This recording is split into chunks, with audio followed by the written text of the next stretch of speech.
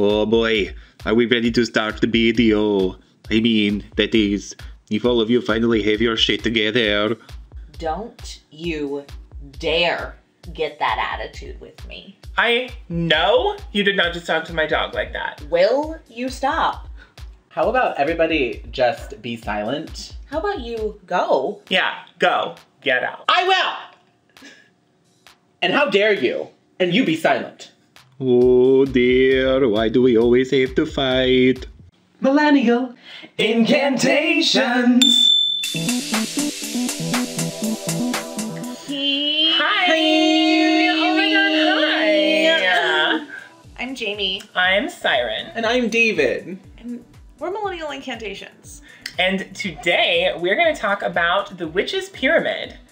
So the Witch's Pyramid is a concept within witchcraft that provides a foundation for the act and practice of magic. Ooh. And it's comprised of 4 traditional concepts: to dare, to will, to know, and to be silent. And occasionally, and contemporarily, there is a 5th pillar, or point, which kind of connects all of them, and that is to go. So a little history on the Witch's Pyramid. We don't know exactly how old it is. The first known printing of the Witch's Pyramid was in 1854, and it was written by a French occultist named Eliphas Levi. Although he did not call it the Witch's Pyramid back then, he called it the 4 Powers of the Magus. Magus. Magoose. Can you just be quiet? Why don't you just make us? It was mass distributed to the public by popular Wiccan author Lady Sheba in her Book of Shadows in 1971. And since then, it trickled down into the philosophies of lots of other popular witch authors. And although this is a very popular school of thought and has been for, you know, like over a century, that's okay if it's not your thing. It's totally okay. Yeah. Yeah, girl. Let things be your things. I have no idea what that means. A lot of witches in the past have even drawn diagrams of the Witch's Pyramid to show what the 4 pillars and the top point look like. And we made one just for you. Isn't it beautiful? Oh my god. It's okay. I mean, it's okay. So a little bit of tea. When we first started doing this series, David really wanted to include the Witch's Pyramid in another video, and I did not, because I really didn't like it. So as we were having this discussion, Siren over here was like, I'm Siren and I get to tell you what to do. I'm Siren and I don't want to do that. Also, because I'm Siren, I get to decide everything that you do and say all the time in your entire life. And by the way, I'm still Siren. And we're not gonna do that. And then that was basically the conversation. So it didn't happen. But now it's happening, so suck it, Siren! Bitch putting you on blast on the internet. So we'll begin with the first pillar of the Witch's Pyramid, which is to know. Now, each of these pillars have come to be associated with the 5 elements as well, and the element of air is represented by the pillar to know. To know is about both book learning and self-awareness. You need to know and study the history of witchcraft and its practice and how things are done and what things you could do and accomplish. But it's equally important to know yourself. You need to know your own desires, who you are as a person, and what you want to do in this world. Knowing is a constant practice. You never reach a point where you just know everything. You are always striving to know something new. The next pillar is to will, which is associated with fire. So fire is about accessing your desire. It's about feeling the change that you wish to create. It's about catalyzing it within yourself and then projecting that outward, using your focus, using your intent. Where knowing something helps you cultivate your knowledge, willing it helps you cultivate your creativity. Next is to dare, which represents the element of water. And what water normally represents is emotion. And so dare can partially mean to dare to be comfortable with yourself internally as well as you expressing your emotions to the outside world. It also means daring to be different and walking alongside the god and goddess and accepting that path for yourself openly and honestly with yourself and everyone around you. It really means bravery and courage and just daring to go out and be who you are, no matter who you are. So dare to be a witch. Yeah, we dare you. Double dare. Triple dare. Why do you always have to one-up me? Because there are 3 of us. So that brings us to the 4th pillar, which is to be silent, which is not what I was doing. Ever. So to be silent is associated with the element of earth. In essence, when you are being silent with regard to your magic, you are cultivating a balance between these other forces that are happening. You're not boasting, you're not bragging about your mystical, magical powers. You are instead contemplating what you are enacting in the world, and you are allowing it to come. You don't need to talk about it constantly. It just is, and you allow that. Or whatever. So truthfully, to be silent is the main reason that I was so opposed to talking about the Witch's Pyramid originally. And I think that's because I had a very historical understanding of it rather than like a good modern understanding of it. Originally, partially at least, to be silent was in the pyramid because it was written, like we said, in 1854, where openly being a witch was not like, you know, smart or safe. I read that as a teenager and I equated it with staying in the closet, and I just hated that. And I was like, absolutely not, Silver Ravenwolf. You will not tell me to stay in the closet about anything. And then my entire high school found out that I was a witch and I got like bullied a lot. So okay, maybe that was good advice. Times have changed and you don't have to take it that literally.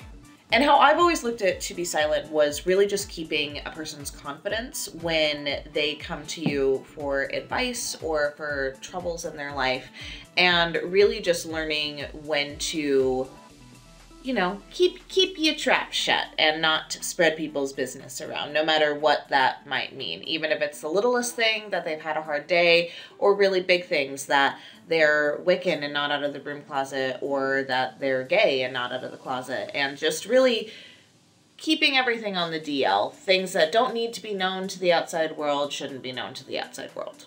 It was really hearing Jamie express those things that changed my opinion on this concept.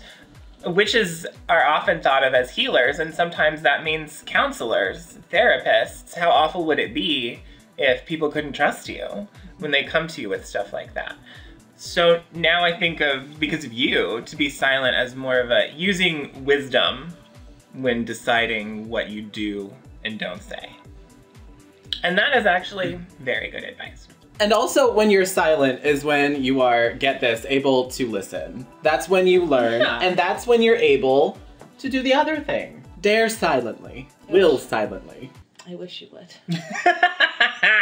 Bringing us on to our 5th and final point, to go. And this was not a part of the OG pillars that, what the is his name? Eliphas Levi. Aleph! It was actually brought around by Aleister Crowley. And what to go means is to just move forward. Take all of the things that you've learned in the Witch's Pyramid and use all of that and implement it into your everyday life. And it also represents spirit, or the top of the pentacle. To go can be interpreted as the act of taking the other 4 pillars and putting them into practice, about enacting them into your life, not about keeping them separate, not just something that you pick up and you set down as you live, but something that you breathe, that you express with your whole body, with your whole life, with your relationships. Every aspect of your life should be impacted by these pillars. I see the first 4 pillars, to know, to will, to dare, and to be silent, as all things that are going on internally, ways that you are willfully, purposefully arranging your thoughts and feelings toward the goal of magic. And once you have all that in order, to go is the outward action that you create from all of this mental inner work. And finally, to go just means living it, living the life of a witch, going out into the world and doing witchcraft. Hopefully for the good of everyone. Yeah. Or, you know, whatever the situation requires. Or whatever it is that David does. Which is not the good of everyone. Especially me. I think you deserve everything you get, and that's all I'm going to say about that. So, some people find this concept helpful in their practice. Some people do it without thinking about it. A lot of these things that we're talking about are mostly, again, internal. And again, we're not consciously aware that we are analyzing a situation, that we are assessing our feelings about that situation, and that we are organizing energy and directing it toward a purpose. We don't think in those terms all the time. For somebody who does that but can't necessarily put it into words, you're welcome. And if it's helpful, awesome. But if it's not, it. Because again, it's your life. And if it's not gonna help you, then don't do it. Poodle, I love when you use coarse language. As David said earlier, this was one of the first things he read about on his journey through the craft, and I honestly didn't even know about the Witch's Pyramid until earlier this year. That was the first time I'd ever heard about it, and then I immediately, not to bring it up again, got shoved into an argument about it.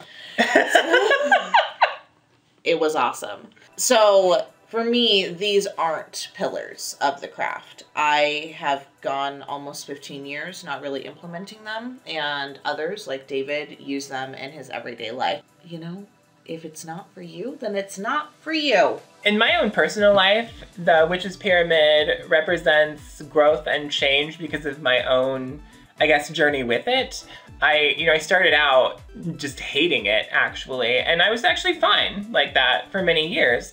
But through the process of creating our video series and all of the research that we've done to bring y'all great content, I had to take a second look at it. And I think what I learned from it is sometimes it's helpful to remove your own personal bias when you're looking at something like this. While my feelings were personally valid, that doesn't invalidate how valuable this philosophy is. So, I mean, you can go through your life hating things the way Siren does, or you can go through your life not necessarily needing terms to describe what you're doing the way Jamie does. Being deeply uncaring about most things. Or you can attempt to evaluate your actions and think about them the way I do. See how I did that? I made myself sound moral. Y'all been bamboozled. Bamboozled. We did have a really great source when we were putting this video together, and we're gonna put a link to it in the description below. Make sure you check out the Witch's Pyramid article on the Patheos Pagan blog. While you're there, on the internet's just scrolling around, and on the YouTube series, just looking at our beautiful faces, scroll down just a scooch. Stop before you get to the blog. Press like and subscribe. Like and subscribe! Like and subscribe! Yeah, for more of this. For real though, just like do it. Please? Come on. Also, don't forget to check out our awesome social media platforms on Tumblr, Facebook, Instagram, and Twitter for great original artwork. Oh my god! And some spicy memes. Mm-hmm. Yeah, mame. Mm-hmm. You don't know what that means. Stop trying to be hip to the cool. All right, well, okay, bye everybody! Bye. Bye. Sling. No, BB. Out of the way. Come here, you big girl.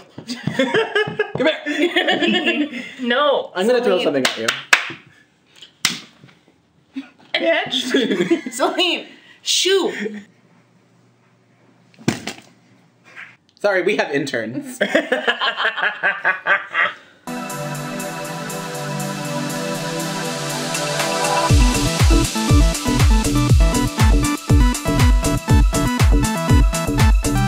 Hi, I'm Jamie.